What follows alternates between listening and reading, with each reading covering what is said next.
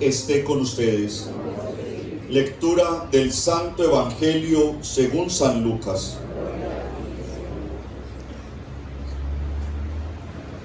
Una vez que estaba Jesús orando en cierto lugar, cuando terminó, uno de sus discípulos le dijo: Señor, enséñanos a orar como Juan enseñó a sus discípulos.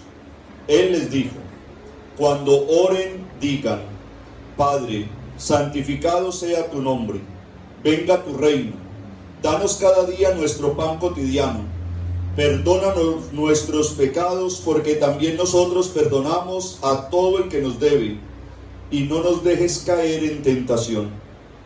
Él les dijo: supongan que alguno de ustedes tiene un amigo, y viene durante la medianoche y le dice: amigo, préstame 3 panes, pues uno de mis amigos ha venido de viaje, y no tengo nada que ofrecerle.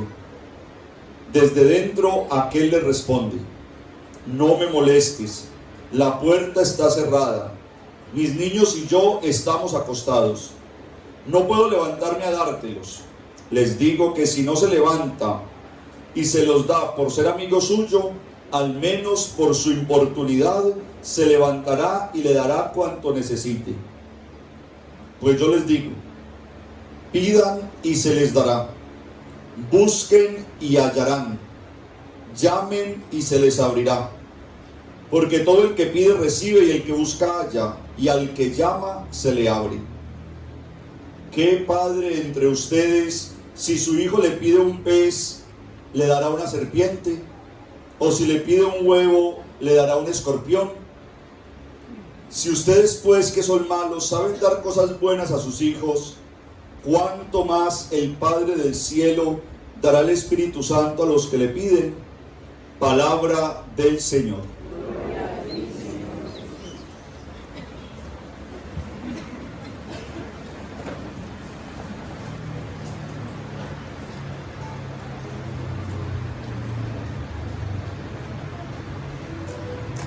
Hoy la palabra de Dios es muy bonita porque es una palabra que responde a algunas preguntas que ustedes y yo nos hacemos cuando estamos en tiempos de crisis.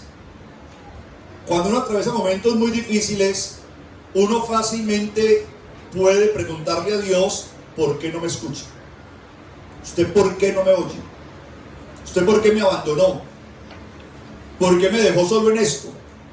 Lo que pasa es que el momento de la crisis hace que uno termine envuelto en una sombra y no ve que detrás de esa sombra hay todo un proceso. En la crisis no tenemos la capacidad de ser pacientes frente a un proceso. En la crisis queremos respuestas inmediatas. Por eso creemos que orar con fuerza, o tal vez orar mucho más de lo normal, implica una respuesta de Dios inmediata. De hecho, cuando esa oración no surte efecto, entonces le agregamos una promesa, a ver si de pronto con esto él afloja. Pero cuando vemos que no, entonces le preguntamos: ¿y usted por qué no me oye? ¿Y usted por qué me abandonó? ¿Y usted por qué me soltó?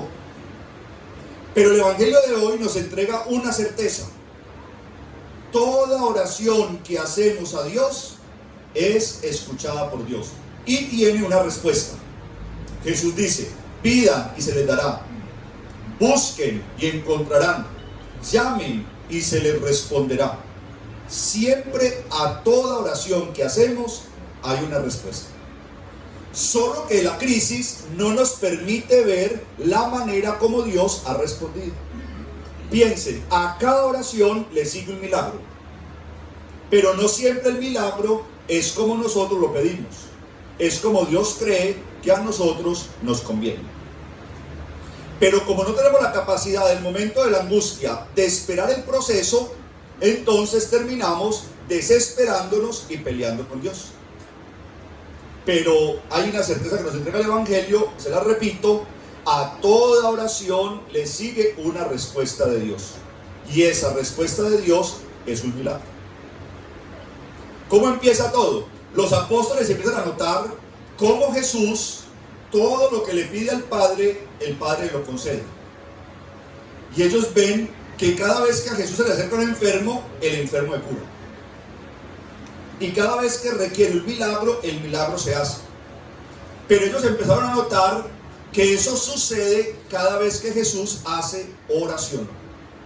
Entonces le presentan un enfermo y Jesús mira al cielo, ora al Padre y luego pone las manos sobre los ojos del ciego.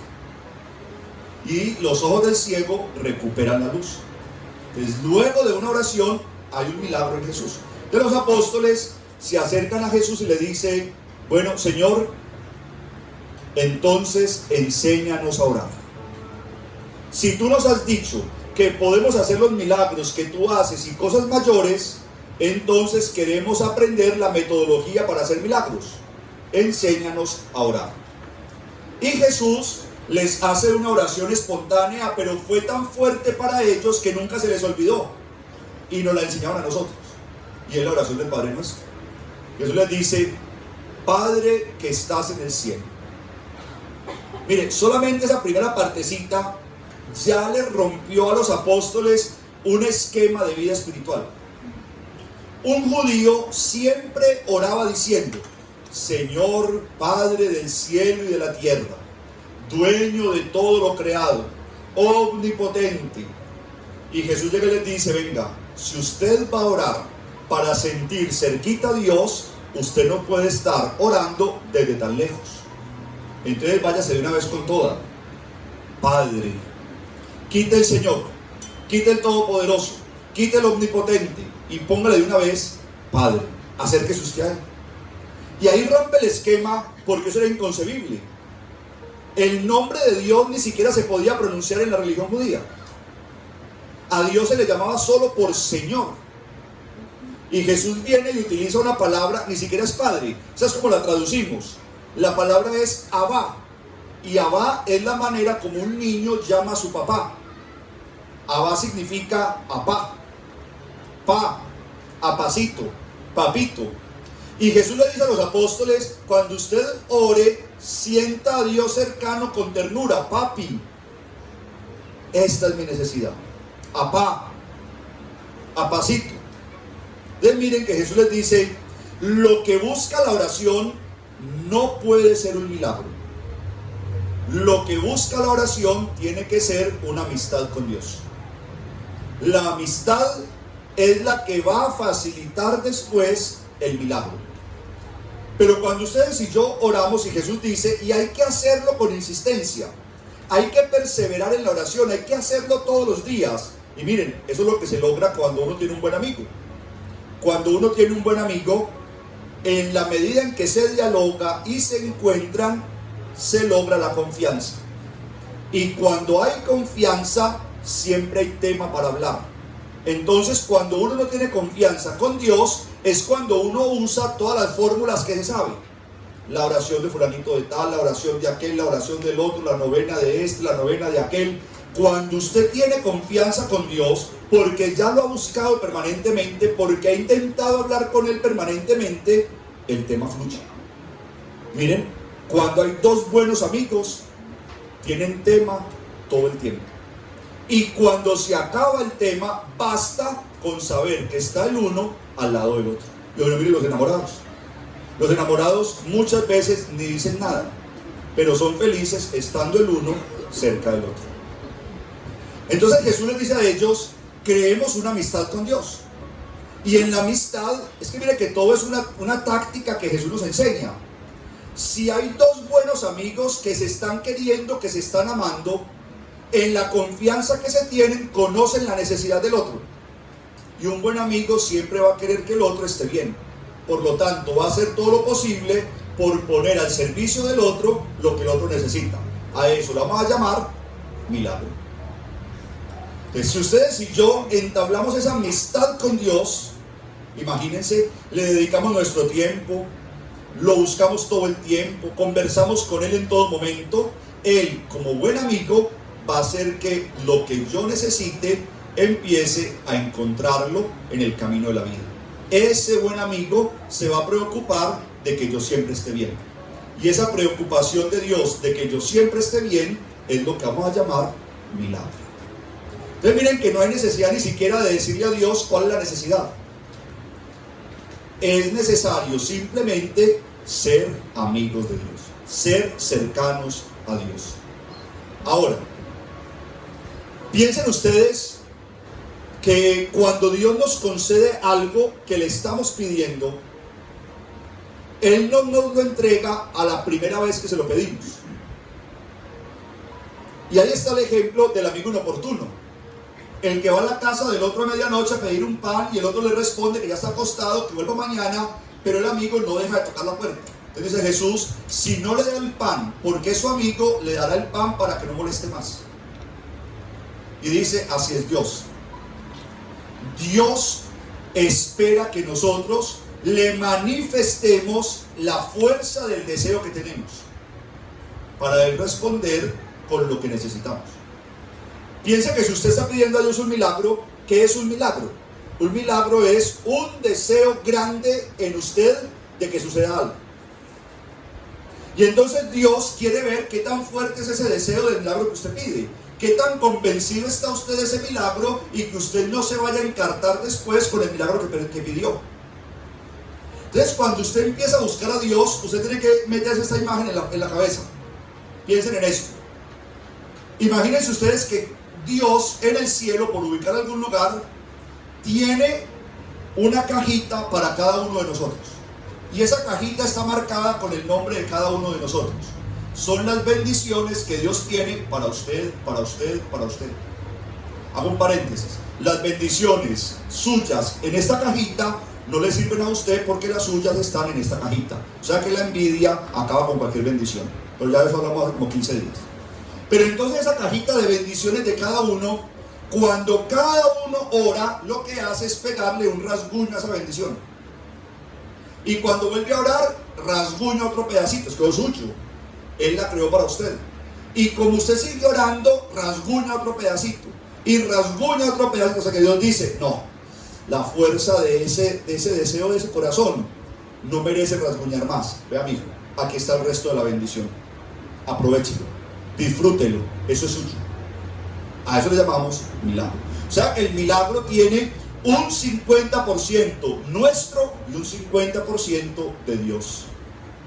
Pero lo que hace que el milagro suceda es la familiaridad que tenemos con Dios, la amistad que tenemos con Dios, los cercanos que somos, los amigos que somos. Ahora ustedes podrán decir, bueno, padre, yo soy muy amigo de Dios, yo oro todos los días, yo soy cercano a Dios, pero nada que me escucha sobre algo que le estoy pidiendo.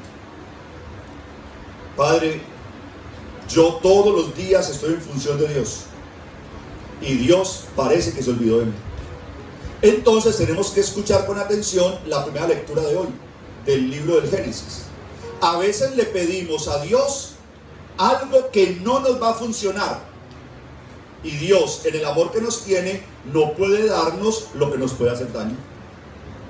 Por eso siempre hay un milagro, pero muchas veces el milagro sucede de una forma distinta.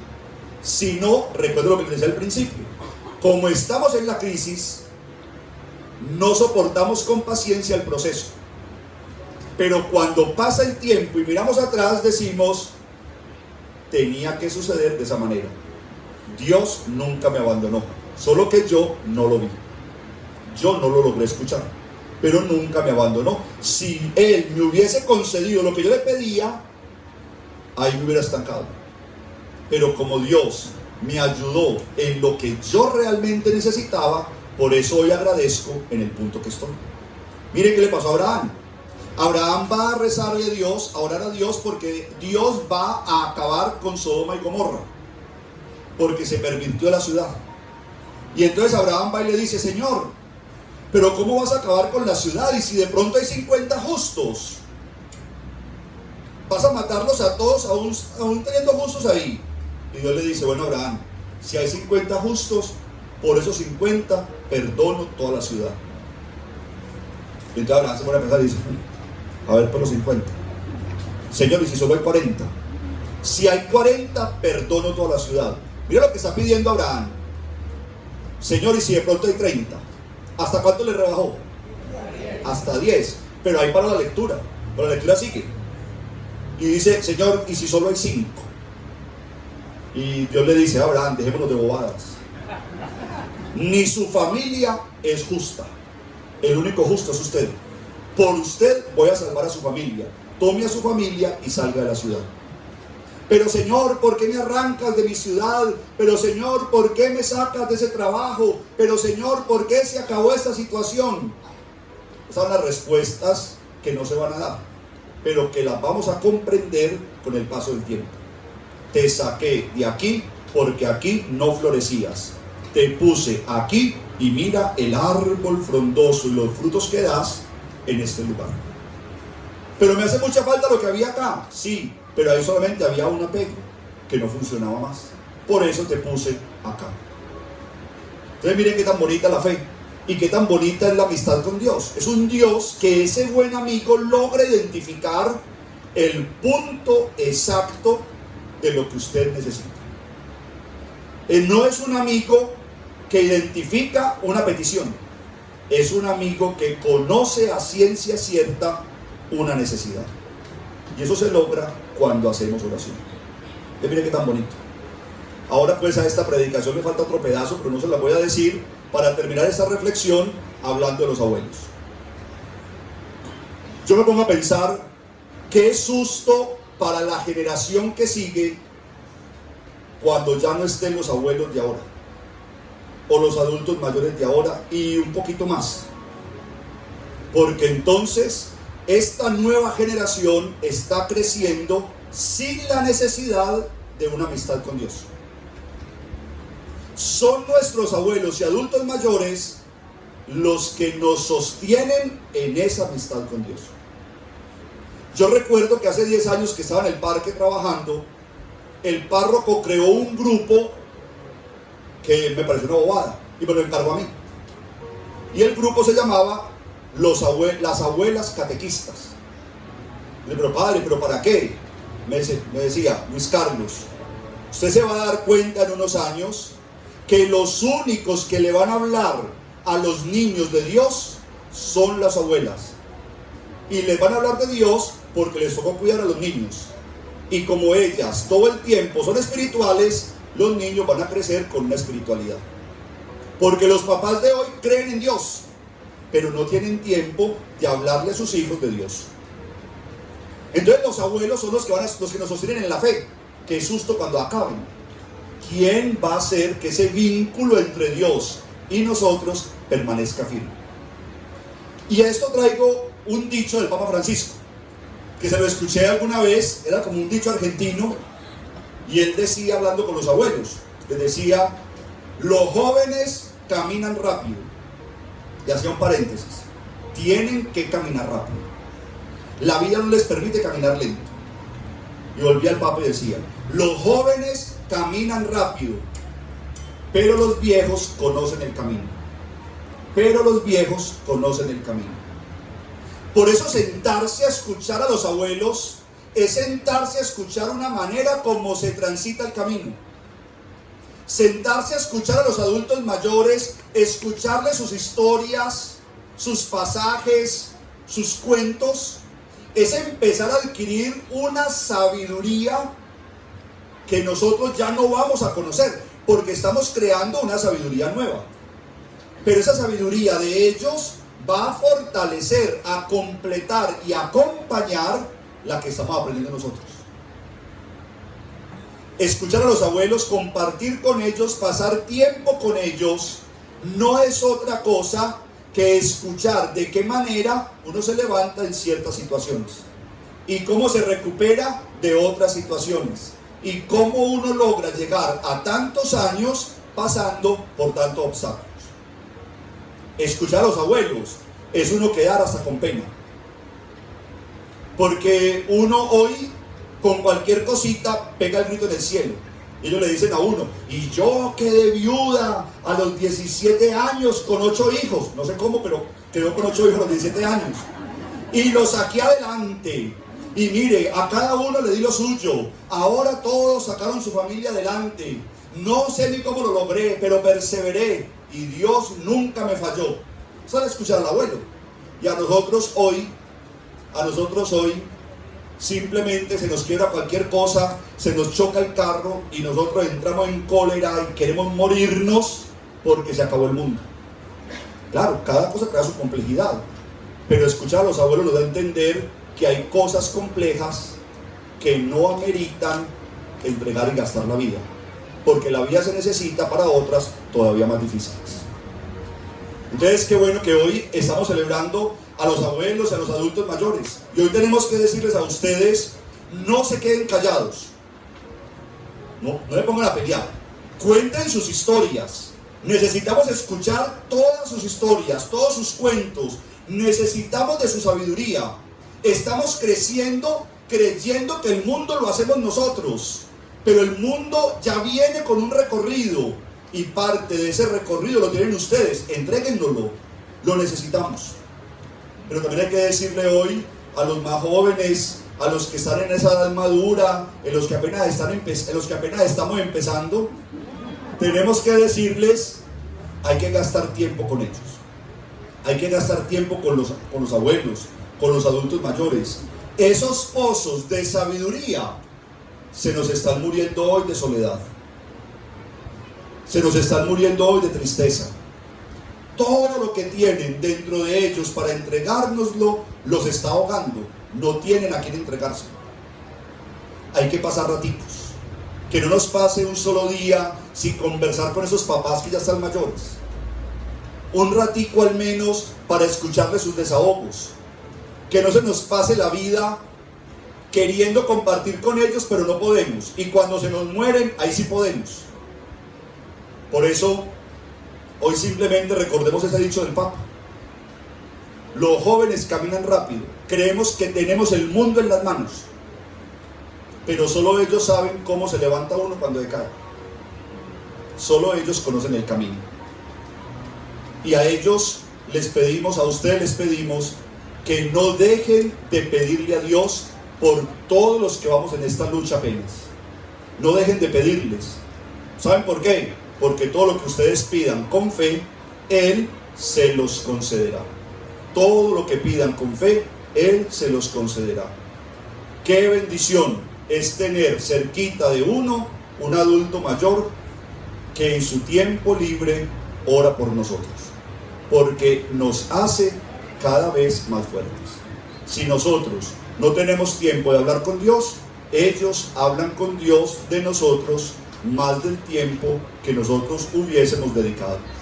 Entonces, al menos por estrategia, hay que estar cerquita de ellos, para que luego de cada conversación les digamos: rezar por mí, pedirle a Dios por mí.